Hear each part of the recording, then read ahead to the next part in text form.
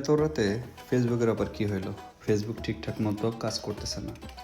অনেকেই আপনাদের প্রোফাইলে যখন গেছেন, আপনাদের কোনো পোস্ট দেখতে পারতেছেন না, আপনাদের পেজ কাজ করতেছে না। শুধুমাত্র ফেসবুক না, মেটার সাথে রিলেটেড যে ফেসবুক আছে, হোয়াটসঅ্যাপ, ইনস্টাগ্রাম সব কিছুই কিন্তু এই সমস্যাটা দেখা দিয়েছে। এটা মূলত হচ্ছে মেটার যে ওয়েবসাইট, এটা ঠিকঠাক মতো কাজ করতেছে না। বলা যায় যে পুরোটাই সার্ভার ডাউন।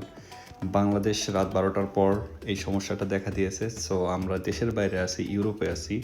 তো এখানেও মূলত আমি দেখতেছি যে এই সমস্যাটা হয়েছে। সো অনেকেই ঘাবড়ে গিয়েছেন যে হয়তো বা আপনাদের ফেসবুকের সমস্যা হয়েছে, যে ফেসবুক আর থাকবে না, এইরকম চিন্তা টেনশন অনেকের কিন্তু মাথায় আসতেছে। বাট টেনশনের কোনো কারণ নেই।